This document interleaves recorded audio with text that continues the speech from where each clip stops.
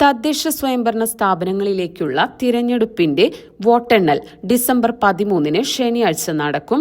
ജില്ലയിൽ 20 വോട്ടെണ്ണൽ കേന്ദ്രങ്ങളാണ് സജ്ജീകരിച്ചിരിക്കുന്നത്.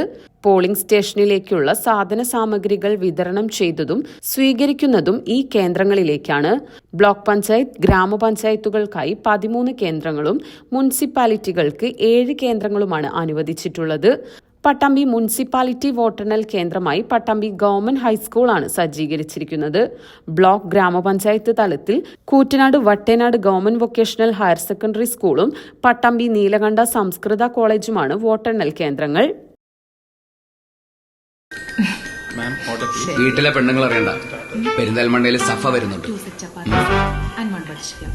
സഫ golden diamonds, different by design.